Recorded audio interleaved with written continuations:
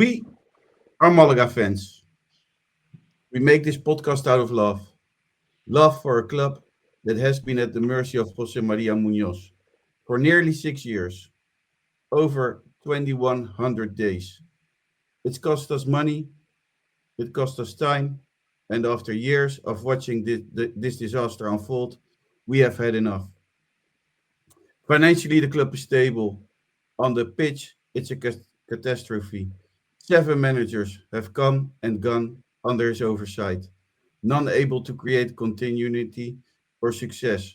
The football is chaotic, uninspired, and embarrassing. And why? Because Jose Maria Munoz refuses to listen to the people who actually understand the game. Instead, he makes his own decision, poor signings, tactical confusion, rushed moves that are actively destroying Malaga CF. Every season is the same nightmare. Desperate fights to avoid relegation. Every match exposes the consequences of his arrogance. Wins are rare, losses pile up, draws barely mask the chaos, and fans are furious. Graffitis across the city screams their anger. A once proud club is now a shadow of itself. Yes, Malaga CF is financially healthy, but money cannot save a club when decisions are made by someone who doesn't understand football, who ignores those with knowledge, and who actively dismantles the team. He counts money, he cannot count goals, and every choice he makes drags the team deeper into chaos. We are fans. We do care. We are giving our time, our energy, and our money to make this podcast. And we will not stay silent any longer. Enough is enough. Welcome to the Malaga Insiders. Welcome to the international podcast. And as I've said, enough is enough. I'm not alone today. I'm joined by Tonie. How are you, Tonie? Oh, good. That's a very good intro, Chris. I stand fully behind that as well. Enough is enough. Cannot be that we are 5.5 years with uh, with this man in charge. We need some stability, football-wise, and not decision made by someone who is not a football man. But for the rest, all good. Back in Spain, in Nerja now. So yeah, I'm happy with that. Welcome, Calum. How you doing, boys? I'm okay. Always glad to come on and join you guys. Obviously, we'll talk about Malaga in a bit, but yeah, as I say, all good. Good. It was another awful Monday night, which also started with a protest against Jose Maria Munoz, organized by Fondo Sur. And I saw a lot of people. The voices were very clear. Jose Maria Dimisión. And the fans aren't happy about the situation, everything that is happening. The atmosphere in the ground itself, to me, has also changed a lot since a couple of weeks now. And I think the fans are done. Everybody's done. In some way, Jose Maria Munoz and Quique Perez were able to get a historical season ticket holder amount. Um, but on the pitch, it has been horrible. Very horrible over 6 years. And not a good kid or Hummel can fix that problem. And not our players can fix that problem either because they're giving everything week in, week out. This is a structural problem Malaga has got, and it's lasted for 6 years almost, more than 2,100 days. And I'm done. I'm done sitting here every week talking about the results, what Malaga should do, what Malaga has to do. Um, I'm a bit done with it, if I'm honest. I don't know how to sell it anymore. We had one good season, or a less bad season. We got promoted this season. It was grand, especially the last day in Tarragona. But other than that, it has been horrible. Horrible over the past 6 years. And nothing seems to change or nothing seems to get better. I don't know. You tell me, guys.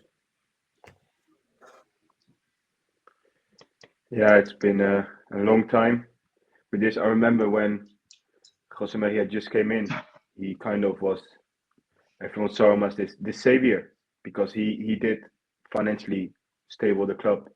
But I think he's just overstaying for way too long, and it's not healthy for any football club to have an administrator as your president.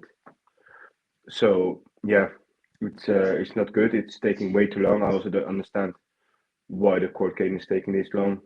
It's it's yeah, it's it's a waste of everyone's time or energy.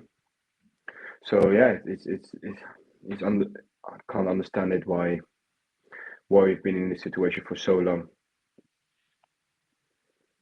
I blame the judge as well Yeah, because it's always taking way too long. Malaga is living in its own shadow.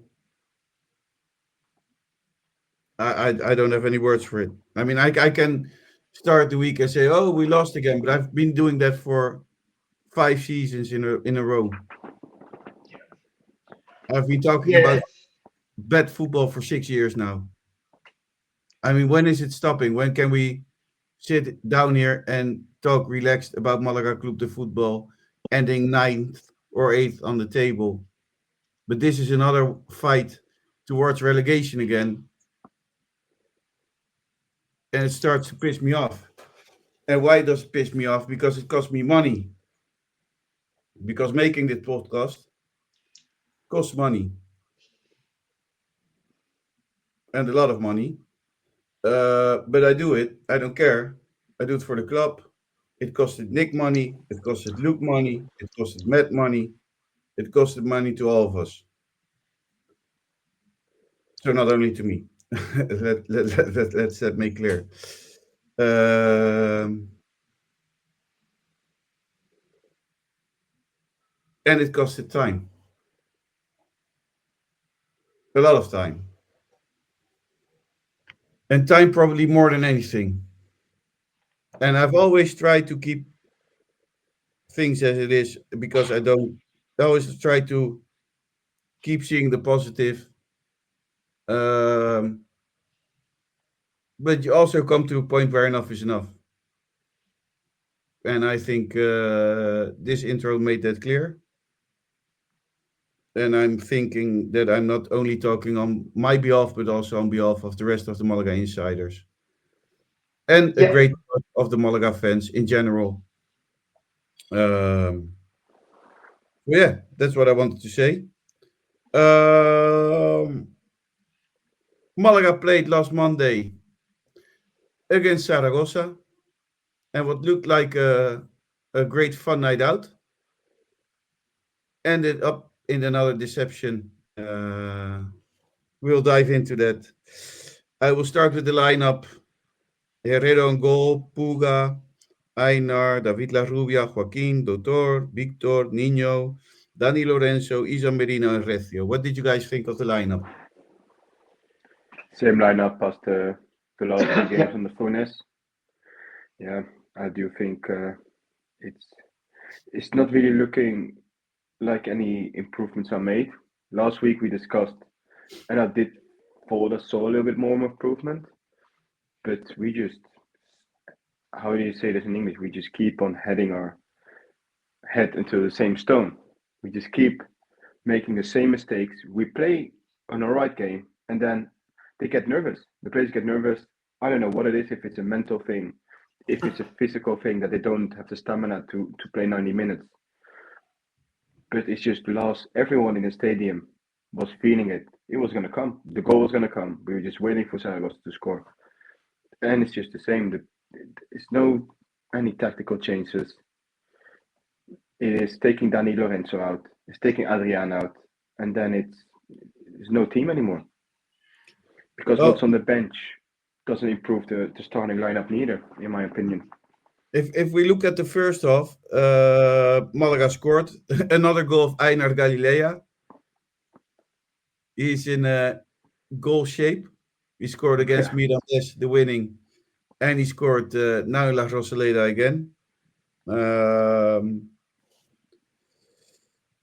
Malaga dominated in the first half, several chances, but failed to extend their lead, and unfortunate. And the second half, I don't know what happened. I think we started off well in the second half. Yeah. With It's kind Zaragoza. of when Dani Lorenzo got taken off around the 65th minute. We kind of lost the whole control of the game. Yeah, we lost everything. Yeah, I felt the subs that we made didn't have an impact on our team, and I felt that subs that Zaragoza made had a big impact for them. Yeah. We're winning 1-0, and he's bringing on attackers. If he just, try and be a wee bit more defensive and like we didn't need to bring attackers on. We're winning 1-0, but he's bringing on making attacking changes. That was one of the things for me, and to me that just shows he's an experience as a coach, that he's not really thinking about we're winning 1-0, and he's bringing on Albacete. He's bringing on like cheap guys who are attackers. We don't need attackers. Play a bit more defensive. Do you know what I mean? I I also feel. don't think bringing in another centre back isn't the right option. No, but I think if you put somebody else in midfield, Chris, you can be a wee bit more hard to play, because it doesn't need to be a defender. I don't think. I just think that maybe taking, maybe another attacking and bringing on another midfielder, because I just felt that they started to get more and more control as the second half went on, and I felt that obviously a lot to do that was with the changes. It did affect the rhythm us more than it affected them. We had chances in the second half. Daniel Lorenzo had the header right after half time, and then Nino had the shot that hit straight at the keeper. So there's two chances, and obviously the penalty incident with SEO, he's unlucky. The big defender has he knows what he's doing. He's been intelligent. He knew what he was doing. The both of them are grabbing each other. But for me, I just felt that our changes didn't make an impact for us, and I felt the subs that they brought on made an impact. Well, if we look at the changes, I mean, it's some of them are the same changes he made against Valladolid. For example, Rafa, Lobete, and Chupete. Yeah. It's 3 players he brought on against Valladolid, and the moment he brought them on against Valladolid, we weren't able to attack. We lost control as well, and I think the same happened this weekend. Bring in Rafa, taking off Dani Lorenzo, bringing in Chupe, bringing in Lobete. It's we failed in the subs again. I don't know. I mean, maybe you can blame Recio for that penalty, but I mean, we saw it coming for the whole match. That Zaragoza was going to score. It's another cross, Chris. It's another cross into the box. We talk about the same things every week. We can see goals for crosses every week. Every week we come on here, we're talking about how poor we are at stopping crosses or defending crosses when they come in the box. And basically that's, an incident for another cross. A silly foul's given away, and then a nothing cross comes into the box. And our defender wants to get in a tussling match with their attacker, who's absolutely loving it, by the way. The minute he starts getting grabbed, he's buzzing, because he's like, I'm just going to throw myself to the ground, and he does, and he gets a penalty. So he got what he needed. I mean, the penalty is debatable because they hold on to each other, and he's the one going to the ground. I think the penalty doesn't really matter. I think if it would have been a penalty, it would have been a rebound. Because as well, when you look at Recio, he played a hell of a match. He played good. Was very good. Recio Played a very good match as well. They both were playing very fine. But we lost control on the midfield, taking off Dani Lorenzo. And when you bring in Chupe, he's not a striker that is going to help you at the back much. No. Adrianinho will fight every ball on the midfield for you. Chupe doesn't do that. Chippy And looked sluggish when he came on. Don't you think he looked like, I don't know, he just didn't look very fluid. He looked like it, he was moving very slowly. I don't know what it was. He just didn't look like he got into the rhythm of the game at all. Chupa and both Lobete, both of them, they took off more than that they bring to the team. yeah, Lobete, it's Yeah. I don't know, this striker or winger has 0 goals, 0 assists.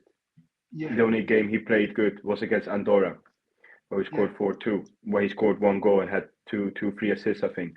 But for the rest, it's just a whole lot of nothing. He loses the ball again for playing too slow, and from that foul is where the penalty comes from. On my side, it Yeah. happened right in front of me, Yeah. and it's like I don't know all the options. Do we not have anything else to bring on?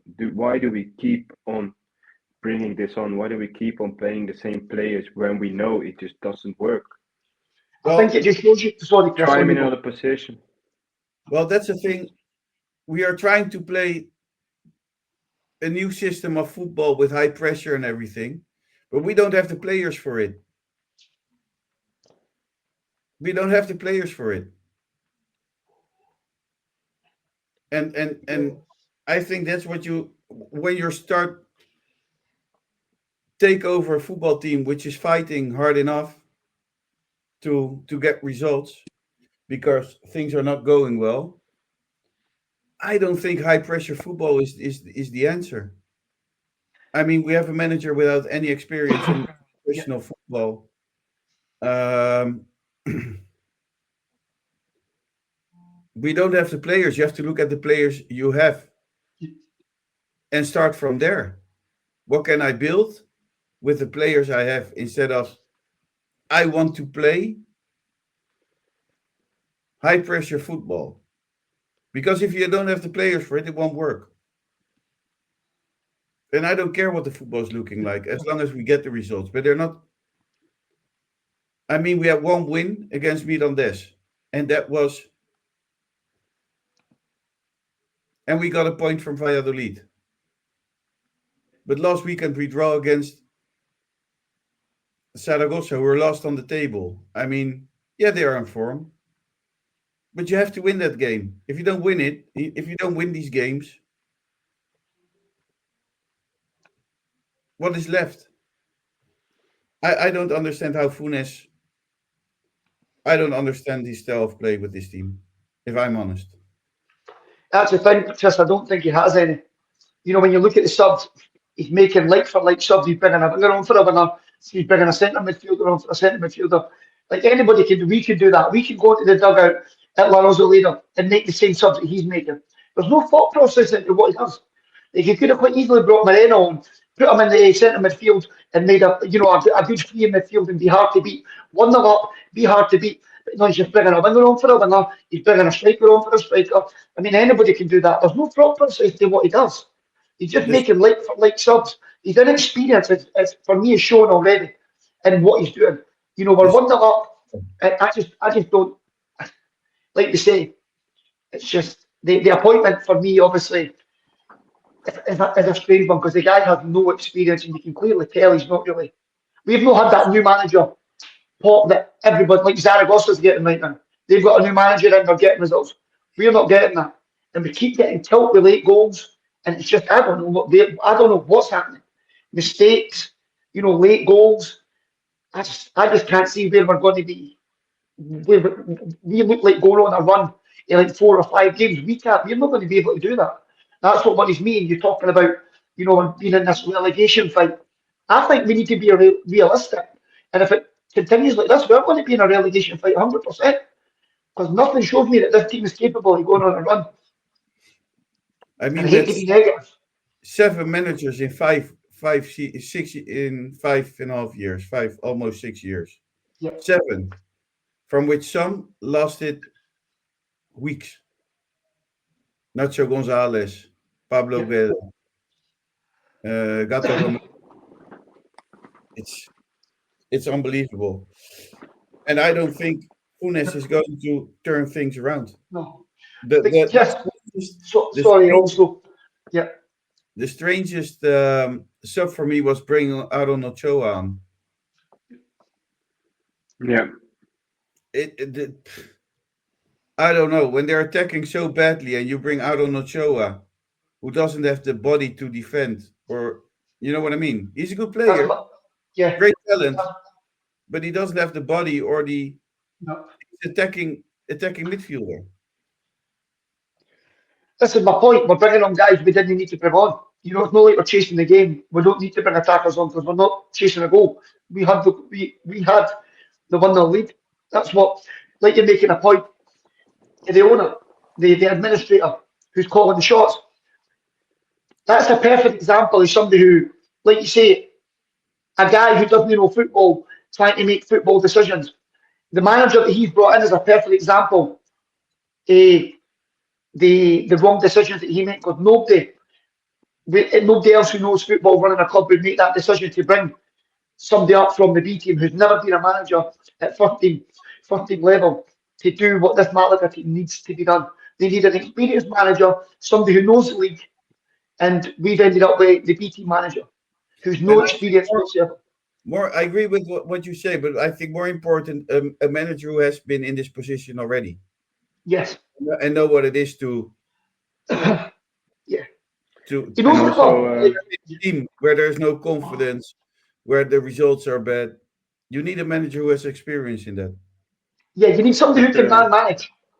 You know, somebody who just puts out formations and tactics. You need somebody who can come in there and, like you say, Chris, Tony, give the players confidence, put an arm around them, make them feel good. That's what players need.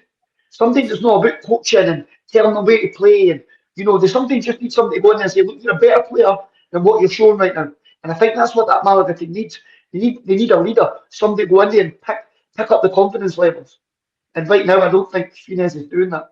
I don't really know what he's improved because I'm yet to see it. but I also do want to ask from some responsibility of the players because some of the players are playing far below their normal standard, what they should But do. that happens. That is normal when you That get in is this. normal, but it's some players that we bring from the outside and they need to bring that level. And they don't. They make stupid mistakes. That's not coachable. And No that made me accountability. confidence. That made me everything. But like Javi Montero, he had an amazing first half of the season last year with Racing. Then he kind of got benched with his injury and with issues with his coach.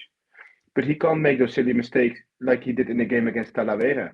It cannot be that Recio, who's been an academy player for the last 4 years, playing everything with Malagueño, comes in here and is better than any of them. He's playing better than any of the centre backs that we have right now. And that's big props to Recio, because I do think he's one of the greatest talents we have in a defensive position. But it cannot be that Eina Galilea and Recio are our best two defenders right now, while you have Montero on the bench. But I agree with Those are you. the After the match, I complimented him because me and Recio talk once in a while. I complimented him and I said, "Don't worry about the penalty." I mean, no, it can happen. That's just unlucky, and that's maybe experience as well. And that's not the issue Yeah. because it should not. Recio has been playing every time he's been playing the last 3 games. He's been playing great. He needs to get that experience what he doesn't have. What's normal, but it's yeah. For me, he's clear starter centre back now. And Einar played a very good game as well with the ball. He can't really do much, but defensively, he did one tackle where he pulled the shirt over the player. Fantastic. I think that is a quality centre back. It was a Total great finish action. for his goal as well. He's a great finisher Yeah. for to react So that quick Einar, for a centre. so fairly they are starters. And I think that is a little bit the issue with Malaga, that some of those signings we made in summer that should have improved the team. Because you got rid of Manu Molina, you got rid of Dioni. Why? If what you bring in doesn't even come close. well, what happened in the 95th minute was that Zaragoza got a penalty. Yeah. And it was Dani Gomez who converted the penalty to equalize. And the match Yeah. ended 1-1. Another strange thing that happened, and I didn't notice, in the 101st minute, There was a red card for Yeah, Sinan Bak. I didn't see that neither. He Probably was something to do with the sent off after goalkeeper. the final whistle. Very Yeah, I don't interesting think it thing. really matters. Another thing I I think wanted to discuss were the bottles on the pitch.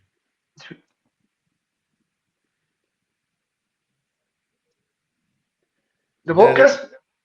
bottles were thrown on the pitch by Malaga fans. Yeah, yeah. It's not a good thing. No, it's not a good look. Not a good look at all. I don't condone that at all. That's just silly. You know, that's when you start getting closures to your sections of your stadium and stuff like that. We don't need that right now. I know fans are frustrated, but there's other ways to express it than throwing bottles. No.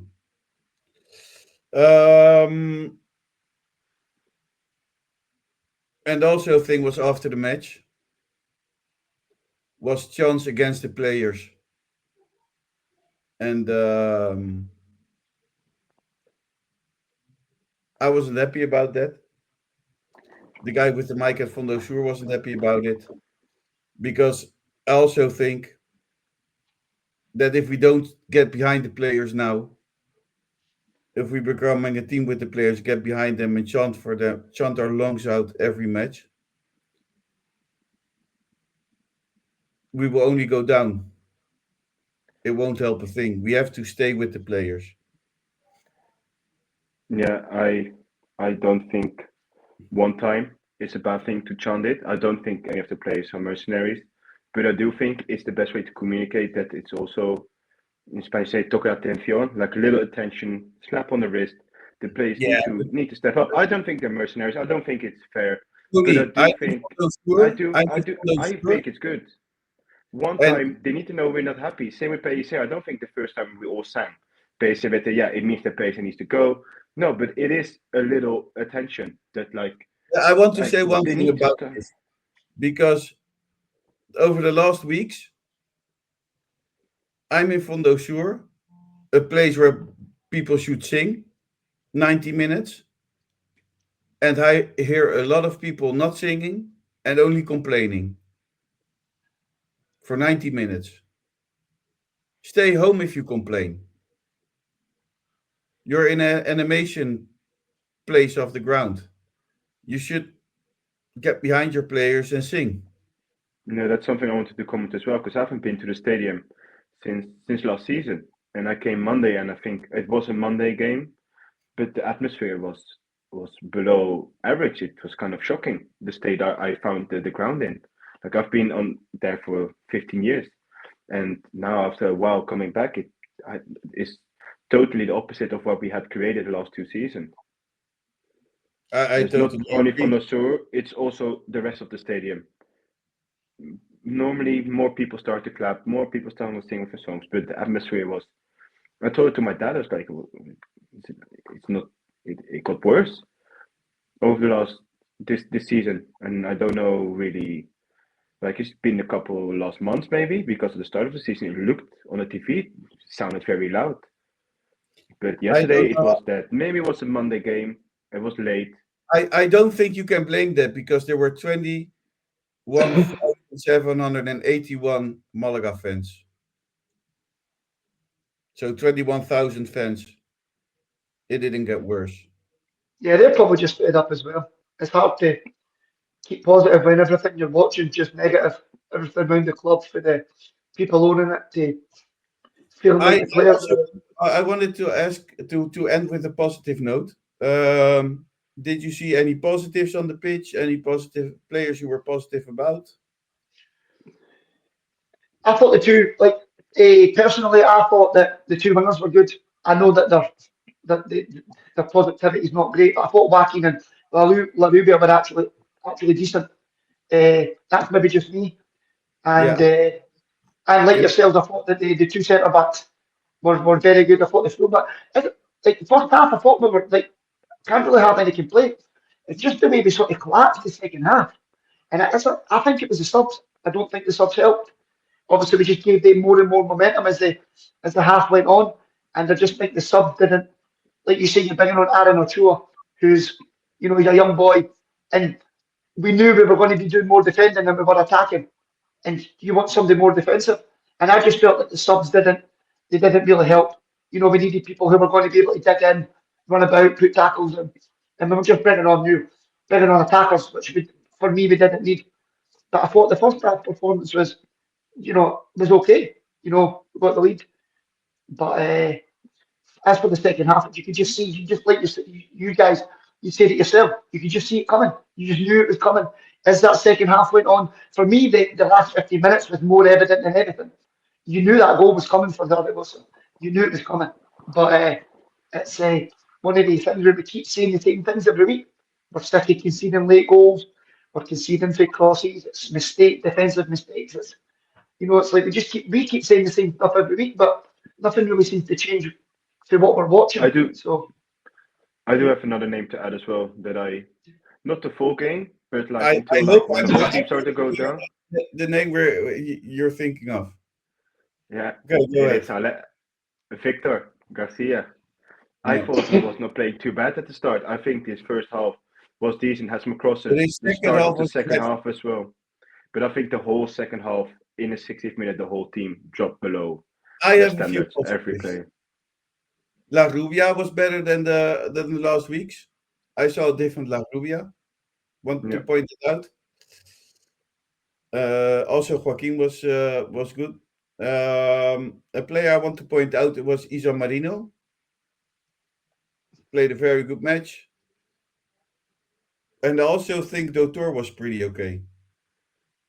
Yeah, I like Doutor as well. The issue with Doutor for me was after Daniel Lorenzo got taken off, it Yeah. kind of went a little bit more downhill, and that might be his fitness, or maybe just his connection with Rafa is maybe not that great. But I think until he took Daniel Lorenzo, I think Doutor was playing I think the first half wasn't even. Every player played not bad. I think we And played I a pretty also good want first half of the season. to point out Adrian Nino. What Yeah, a guy. What a guy. I mean, yeah, he positions so well. And if even yeah, that he didn't score, his positioning is crazy. It's something I haven't seen in the past 8, 9 years in Malaga. yeah. Maybe I hate to Cole- say it, but Roberto enjoy maybe it. as well. Yeah, yeah, Roberto yeah. as well, by the way. He was Yeah. very Enjoy them slippery in while the you right can, I think, position. guys. Yeah, I think Nino's one of them. Enjoy them while you can because I can't see him hanging about Malaga much. If we're in this position, he's, you But know, you he's can't neither retain him. You can't offer him anything because we don't have a not project. exactly, It is, exactly, Tony. and that's a shame because he's Yeah, one of those strikers, and you can immediately see it with everything. It's like with Roberto as well. That second season when he starts scoring all the goals in Primera Ref, you can just see the way he moves. Everything is just this will become yeah. a very good striker in He's a Spanish skip. football. 100%. I totally agree. Okay, we go on. Ivan Alejo, we're going to the news, by the way. Ivan Alejo said it in the podcast Offsiders that playing for Malaga was a mistake and that the expectations of the fans were too high. There wasn't much news because I don't really care what Ivan Alejo says. No, but that really shows the level of his mental state because Yeah, if it's too much pressure to promote in the first season when you go down as Malaga was being a top 10 yeah, team for the last 10 years in Spain before relegation, if you don't have mentally prepared to fight for that team and to try to fight for promotion and expectation are too high, then you are not you're not yeah. mentally strong enough for a footballer to play on a high level. They That says converted more about him than it to does a Malaga, doesn't it? they converted him to a back, right? Maybe they convert him also to a water bottle or something, or a corner Yeah, flag. We don't care much about what he says because we all know, I think, that his love for Malaga isn't so big. Then interesting news: former assistant of PSR Manolo Sanchez. He wasn't with PSR this season, but the season when we got promoted back to Segunda División. And last season, he was the assistant for PSR. He's the new manager of Estepona. Nice guy. Spoke to him a few times. Very nice guy. And we wish him all the best in Estepona. Then something else which is pointed out. Malaga is the team who lost most points in the dying seconds of a match. And this is not only in Spain, it's in the 5 biggest leagues. Malaga lost 8 points and could sit, if they wouldn't lost those points, with 28 points on the 5th position on the table. They are followed by Blackburn Rovers with 7 points. And for the bronze medal, it's a shared one between 3 clubs. That's Girona, Marseille, and Union Berlin, who have lost 5 points in the dying seconds of the match. This is something we don't want to win. It doesn't say anything either. No. I don't think Segunda División is even in the 5 biggest leagues in Europe or in the world, maybe. So to me, this says nothing. But It does show, you know, It's how probably important combined it is. first and second leagues because Blackburn is second as well, I think, no? Yeah, they're the championship, yeah. everybody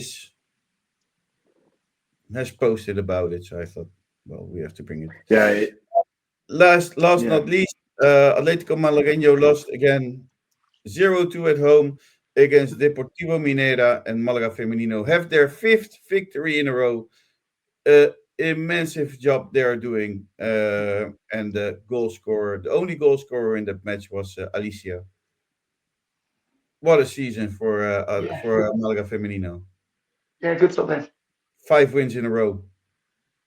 That's a they great one. deserve to have a good season. They deserve it. Yeah. So that was the news. Now we're previewing. We're going to Albacete next Sunday. We play at 4:15 in Estadio Carlos Belmonte. A beautiful stadium. And Albacete sits ahead of Malaga in the table. They're 13th in the league with 22 points, and Malaga's 14th in the league with 20 points. If we take a deeper look into Albacete, how they're managed and how they tend to play, their head coach is Alberto Gonzalez. He's been in charge of Albacete since March 2024.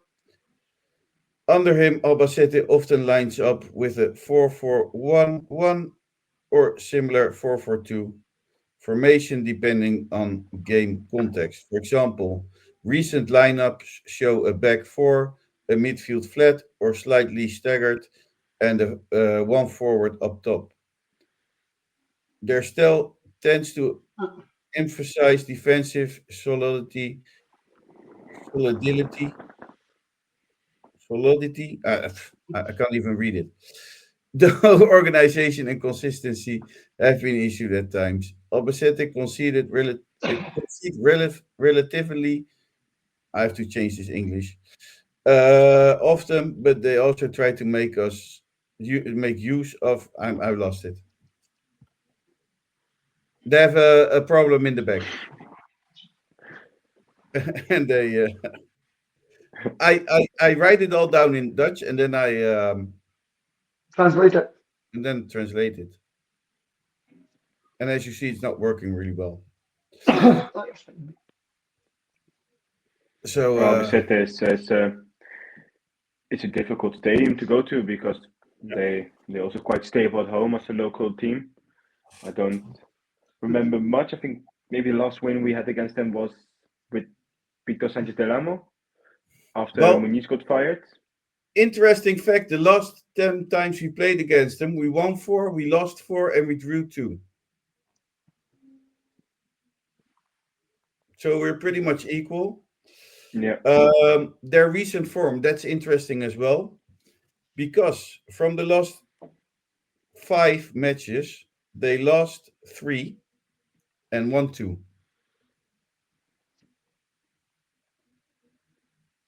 So I watched them the other night against Burgos, and they actually played quite well. You know, for being the away team, Burgos, they restricted Burgos to shots for sort of distance. They've got a couple of good players. I like the boy Ricky Rodriguez plays centre midfield number 8, very good on the ball, so he dictates what to do. And obviously they've got the centre back who used to play with Real Madrid for Vallejo. He sort of marshals the defence. He's obviously got a good bit of experience playing with. So he's obviously had first team games with Real Madrid. But I think, like what Tonie says, I think it'll be a tough, it will a be tough, a difficult. tough place to go. They've been inconsistent though, guys. They have been like you say. There's no exactly been like on a consistent run. They're no, they're win a couple and they get beat. So they're no. I just felt through what I seen on Monday that they'll not be an easy team to beat. Yeah. What do you think, Tonie? Yeah, I think it's going to be a difficult game. I think Albacete is always difficult because since they promoted a couple of seasons ago, they've been quite stable. They've got Mostillo, who's a very good winger. And good for the rest, yeah. What Calum said with Vallejo, old Madrid player. It's a little bit the same as any game we play, to be honest, Segunda. So close, most of the teams, especially in the mid-table gap. We can win, we can draw, we can lose. It's like any game, but I think it's going to be a difficult game. It is. Belmonte Stadium is always not Because yeah. away they are pretty shaky, but at home they are pretty stable. Yeah. So it's always difficult to play in the Belmonte. I don't know. Again, you look at what we've done away to Valladolid. If we can put in that kind of performance in, we might be able to get something. But it's just very hard to sort of know what kind of Malaga's going to turn up. We're that inconsistent, aren't we? Even when he plays, like, we've played the same lineup the past few games, but some of the performances have been quite contrasting, haven't they? So it's very hard to sort of put your finger on it and say, if we play this team, I think we can get a result, because I think it's proven that, we can go to places and we can get positive results, and then we can go to other places and, not get positive. So it's very hard to sort of be confident, like, I think Malaga's going to get a result. You want to be optimistic, but it's just very hard with this Malaga team just now. Playing really well in games, and then there's just moments of madness, and then there's just 3 points turn into a point turns into no points. It's just, I don't really see where we're going. I don't really see any progress to Pellicer, to Funes. I don't see it, guys. I really can't. I think it's going and to be to bring some more statistic. The last 4 times we played there, the last 2 we lost, and before that we drew in 2020, and then what I mentioned earlier with the last with the other coach, we won that 1-2 with the NDIA goal in the last minute, and since then we haven't really been able to beat them or draw even. The weight's very difficult. Yeah. That's the problem. Yeah. Obviously, it's any game right now for Malaga is difficult. I don't think confidence is brimming with us. So I think the players, like you say, guys, are going into games and then, they're maybe taking a lead, but I think they get very, very, for some reason, they get very nervous. And then they just change the way they play. And then it's just like, for that first half performance, you would never have looked at that and thought that we were going to then perform the way we did in the second half against Zaragoza. And that's probably the most worrying thing right now, is you just, in one game, you can get 2 totally different sides of Malaga. And that's quite worrying. The minute a team puts a wee bit of pressure on you, the team just collapses. Yeah. And then that for me, that's what's worrying. And I just don't think the coach is making sensible decisions when he's making subs.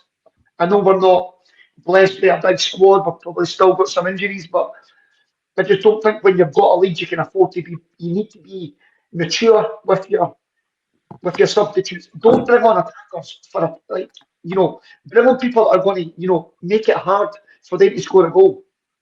We didn't need to go chasing goals. So why is he bringing on more attackers? That's what I was in disbelief watching it. I'm thinking, why is he bringing Ochoa on? Why is he bringing Labete on? I know we need to make subs, but I just felt the subs we could have made could have been just a bit more defensive, or just made us harder to beat. And that was frustrating for me. Do you think he will repeat the same 11 as he did the last 3 games, or you think he will make some changes? Yeah, I think for me, I think he'll keep it the same. I think he'll look at the way they started the game and he'll say, if he can just continue that, then I don't see any reason for it to change it, Tony. Like we said, we had a good first half. He's going to have to figure out what the fuck happened in the second half, though, because we can't have that. We can't have that. No. Do you know what I mean? I wouldn't change the 11 either. I think no, like you say, the two centre halves were solid. Yeah. Yeah. First half of I think the first half of the Valladolid game, that's when he tried to push out a little bit more his tactical play from the back. So that was kind of like slowly but I think the second half was great against Valladolid. Well, great. Acceptable. Then I think the first half against Zaragoza was pretty decent. I did think he played well. So I think the starting 11 is quite solid. It's just every time he brings on the subs, especially when you take Nino off, I think it's kind of we lose goal. And the quality in the team definitely drops. That is for sure. I do agree with that. And you guys know better than me. You are watching it in person. You can sort of feel when the game. Yeah. Especially when you take off Joaquin, I think Joaquin is the only winger we have in the team that is like the winger that can destabilize the whole back line. Like Rubia cuts more inside, but you bring on Albacete as a winger, it doesn't give you the same as Joaquin does, because Joaquin is a proper winger and Albacete is a little bit more winger, a little bit more inside, a little bit behind the striker more. Yeah. And I think, what were you going to say, Chris? My thing is a bit, what are you doing if we lose next match and the week after against Almeria? Are you still keeping the same 11 on? Are you still playing the same formation? Like Tonie says, if we look at this, at 4 points, but it could also be no points, or it doesn't look great under Funes. No, I think you can make as many changes as you want, but like you were saying, if the players didn't take accountability and start stepping up, then it doesn't matter how many changes we make or who we bring in. It's just the players have got to do better. They've got to. You can't play the way you did in the first half and then play the way you did in the second half. It's not acceptable, and that is down to just obviously the quality in the squad is dropping when you're making subs. But these guys have to be told that, look, when you're brought on, we expect you to be performing to a certain level, or just don't make subs. Sorry, but if they're not good enough to come on and keep the game the way it is, don't play them. They're clearly not good enough. No, with the players as well. Like Ivan Alejo, I do think all the players are doing their best. I don't think anyone is not trying to do the best. But if it's some of the players have the same issue that Alejo had, that you cannot deal with this pressure, handle it in a transfer request and just move on. We need to move these players quick around if they don't have the mental pressure to be able to play for Malaga. Like Alejo said, like Otto said. I think the problem is bigger, because this problem has been here for 6 seasons, and you can't tell me that it's the players. I think there's too much going on within the club. You can't tell me that 100 players do the same thing. I don't believe that.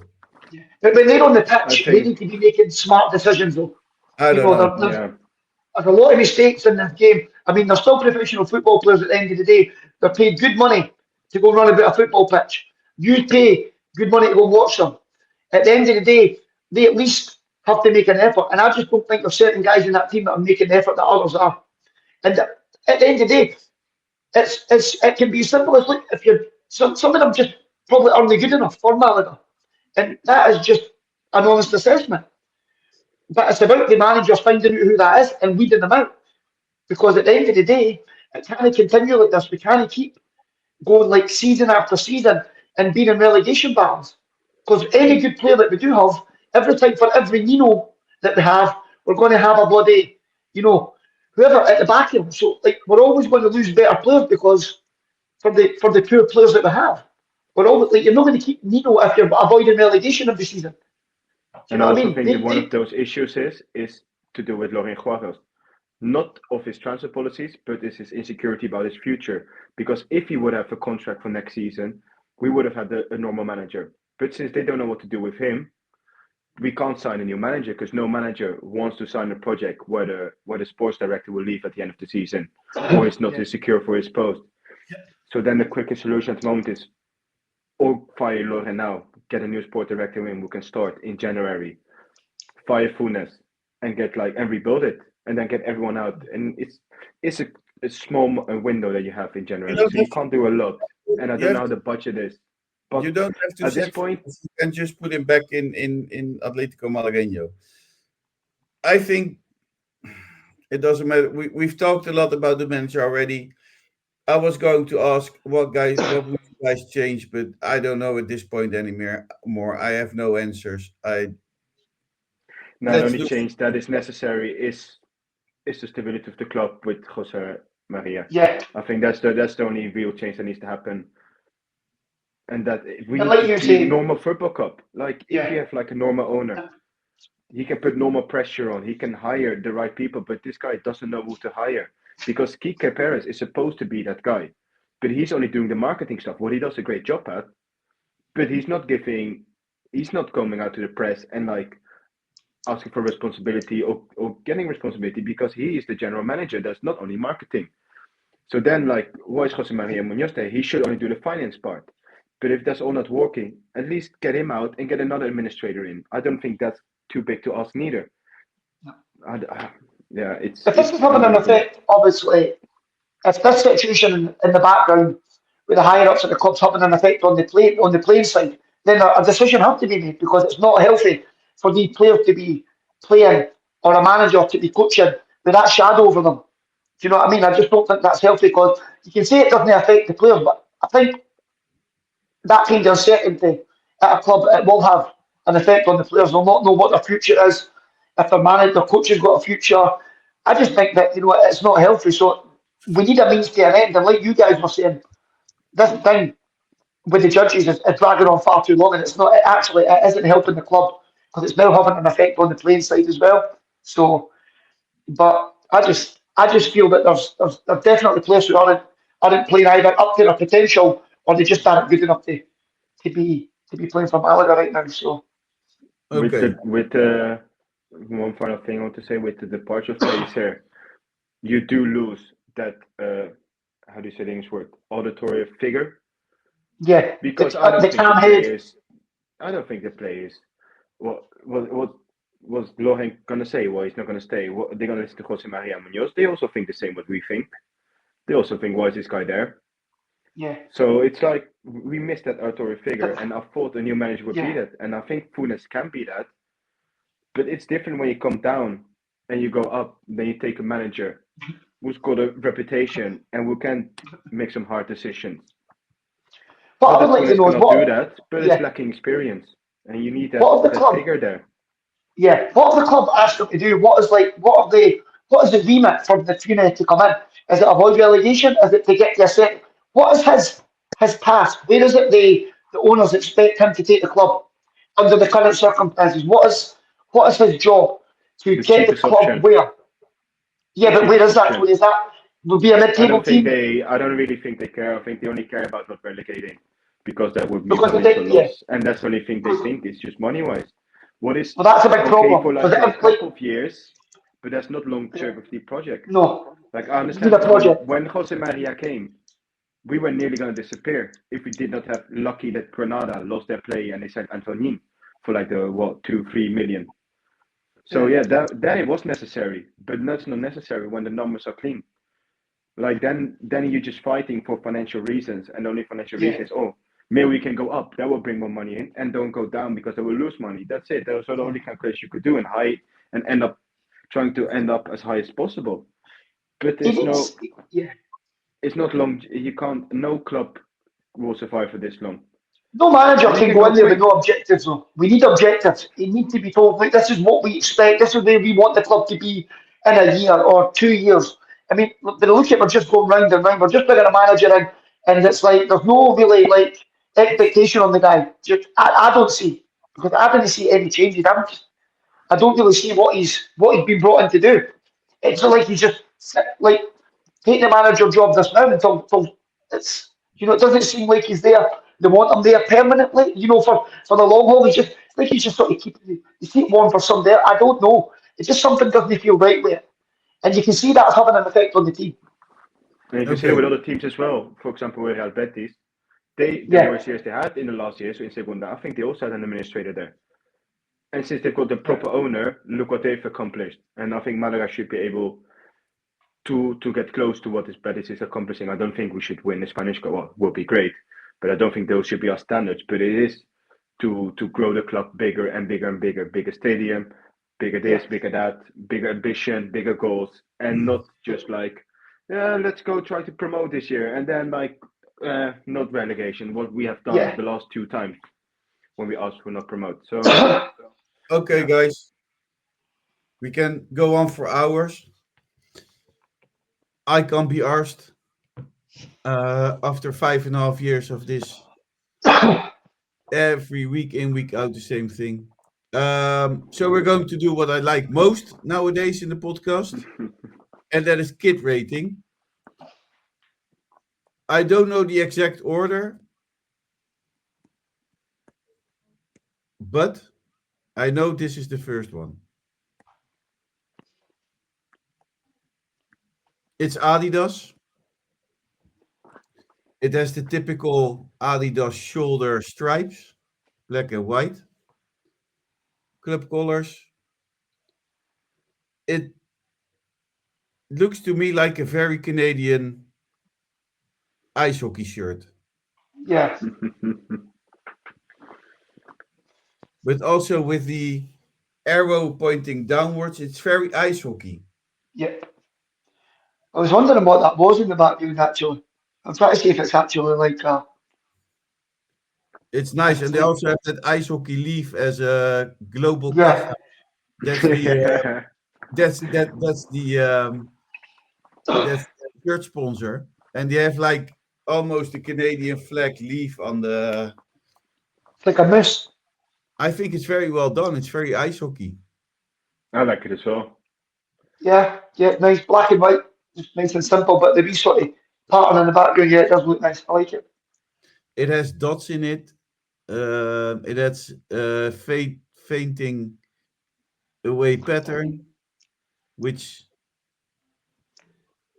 I don't know points towards down, which It I looks think like it's nice. it looks like antlers. I could be totally wrong here, but it does look the sort of the little prints in the back. It looks like antlers, or I could be totally wrong, but I think I can see antlers. I That's think a it's a nice kit. pretty neat shirt. Yeah, I Yeah. think nice. I think the red one is the second one. Yeah, the red one is the second one. Also very ice. I don't like this one, by the way. Nah, I I'm the don't same. like the colors. I don't like the grey. I don't know why the grey's I in there. like the red, but I don't like the gray red combination. I think, and there's white in it. It's Do you not think it looks like the Osasuna jersey? A bit, so a bit like the Osasuna home kit. and another thing I have. It's also very in a way. It's very red and very Canadian sports ice Yeah, hockey, yeah, Toronto. but Yeah, it's the gray which is failing totally on me, and the white. What do you think, Tony? I think I do. I don't think the gray is the issue. I think the tint of the red. I think that is the what kind of makes a weird contrast between them. That's what I don't like about it. I do like the color combination, but I do think the red should be a little bit more darker, so the contrast is a little bit better. I think it's now it's a little bit too in the I eyes. find I it don't. a very ugly shirt. I just don't like gray. It doesn't work for me at all. The white in there, the The, font the form it creates. Yeah. I mean, the red makes it look like there are breasts or something. You know what I mean? Yeah. Like the white bits have just been like It thrown in there as well. There's absolutely no point for them to be there. it gives a They strange shape. curve in the shirt. It doesn't work at all for me. Nah, I don't like it, to be fair. Um, and this one is pure Uh, sexy. Yeah, that's nice. I This like one the is thin pinstripe. the I like the third is thin blue pinstripe on it. the third Of one this is. the three? Is this your favorite one out of the three? I would say so. For me, yeah. Let me check. I think so, and the reason why is because the first one. Have you ever seen the shape of an American or a ice hockey shirt? Yeah, All these protection underneath it, right? Yeah. yeah. And it feels the same when I see the home shirt, that it is like a huge shirt. So the lines don't work very well, but when I look to this one looks better. Yeah, Looks it's I like, like nice. I this like one as that. well. I mean, that's the problem I have with the first shirt. It looks totally out of shape. Yeah, And it's the bigger, doesn't it? small lines and works very well. I don't know, it's yellow for the people who are listening. Yeah. It's yellow with Yellow and blue. yeah, but what kind of blue? I would say it's not a royal blue. No, by far not. It's not a navy blue. It's darker than a baby blue. I don't know what other blues there is. I'm not even Is going to it try and is it carry is on it like I do. Windows 95 background blue? Do you get coral blue? It's I just think of Windows 95 background blue. it's the nicest one of the That, three, yeah. It's the that's nicest probably one the out of best the three. description to give it. So we have is it's not Brazil yellow, it's Swedish yellow, Swedish yellow, Yes. Yeah. Yeah. Swedish Like a Romania yellow, Sweden yellow. blue. Sweden blue, yeah. Sweden Sweden blue blue and yellow. Sweden with blue and yellow, yeah. yeah. Could So be we the have Swedish home kit. Swedish blue and Yeah. Windows 95 background blue. Right, so mine is third. My favourite one, yellow and blue. Second favourite, black and white. And third is that red with the grey and the white. I don't Yeah, know. for me, this is this one, the third kit, the yellow one, as the it's my favorite one. I'm a little bit biased because when I was little, I used to play for a Dutch team, and we also wear the same color combination, so gives me a little What bit of nostalgia. what Dutch team? Fortuna Sittard. Fortuna. No, no, I played for DVS. Well, The Max Breda. A shout out to DVS. it's next to FC Eindhoven. I used to always play against a team that next to the ground there. Oh, that's the Well, Eindhoven. 7 years old, 8 years old is not real football. I played for Blauw-Zwart, blue and black. Blue and black. Yeah. But like Inter Milan blue and black. Like Yeah, that. Yeah. yeah. So we have very nice kids.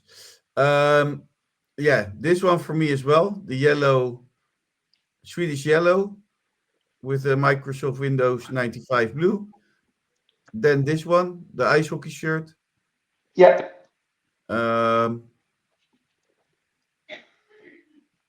And this looks like I don't know.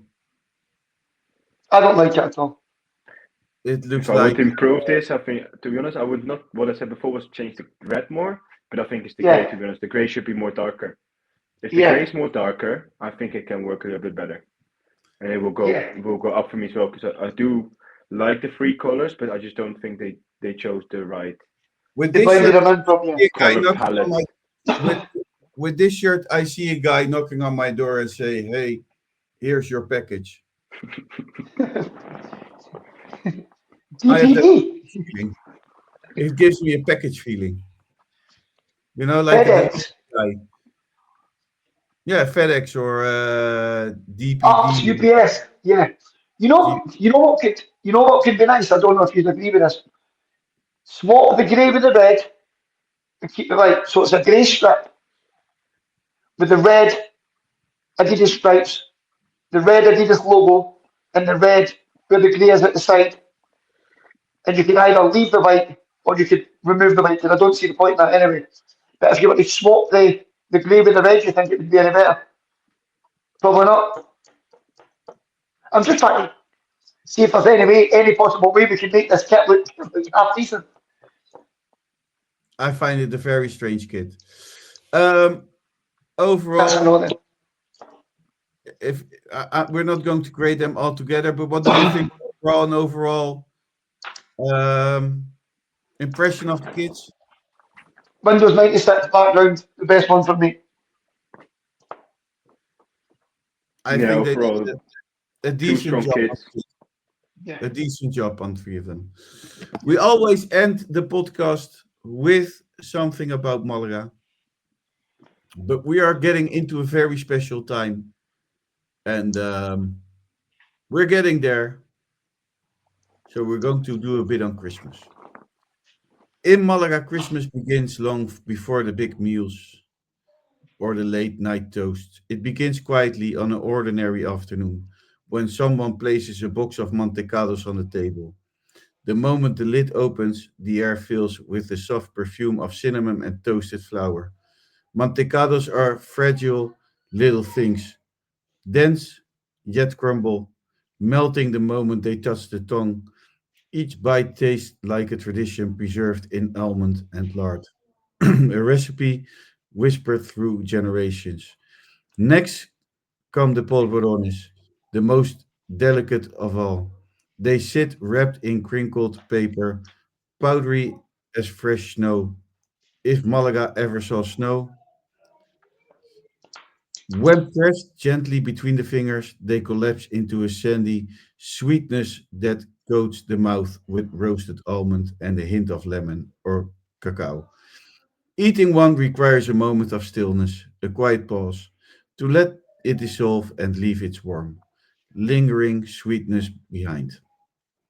From the kitchens of long-standing bakeries, roscos de vino appear, ring-shaped biscuits scented unmistakably with Moscatel wine.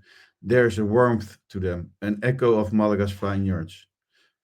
The outer sugar crunches lightly, then gives way to a soft interior infused with spices, wine, and the faintest memory of oak barrels. The smell of roscos de anise follows, carrying the crisp aromas of anise. These biscuits have a rustic character, simple but confident, with brightness that cuts through the richness of other sweets.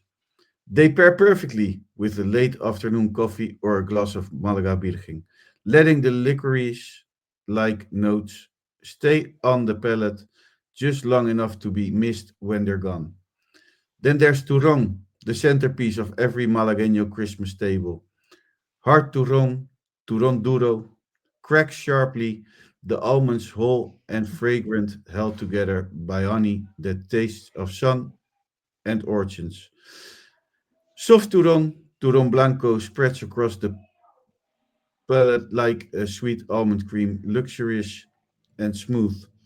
And for indulgence, there's turrón de yema tostada, rich with egg yolk and caramelized to a glossy golden finish. In quieter corners of the city, behind old stone walls and wooden doors, the convents prepare their Christmas offerings. These dulces de convento feel almost sacred. Yemas, bright and silky, sweet but balanced. Almendrados, chewy with almond and sugar. Empanadillas de cabello, de ángel, with the delicate pastry shells holding pumpkin threads cooked down into a glower amber jam. Each sweet is deliberate, crafted by hands that measure time not with clocks, but with prayer and tradition. And finally, when the plates are nearly empty and the evening settles into peace, Someone pours a small glass of wine, dark, syrupy, aromatic, with raisins and caramel. It's not dessert, but it finishes the night like one. Christmas in Malaga is felt through its flavors, rich, warm, rooted in history, and shared between adults who know that sweetness is one of life's quiet luxuries. If there's something with Malaga and Christmas, it's sweets. And Yeah, it's not I love the candy. sweets in Christmas. It's not sweet as in candy, but more in sweetness in pastry. Nice. Um, so yeah, very nice. I went to just over the border with Sevilla. There's a pueblo called Estepa last week, and that's where they make all these sweets and things. And it's crazy. They have like hundreds of factories building them. They have tasting on Sundays, tasting on during the week. You can walk into a fabric and have a tasting experience there. It's immense. It's really crazy. So that was that for this week. Let's hope we have a happier podcast next week. Thank you, Tony. Enjoy Nerga. I will. Thank you. Thank you, Calum.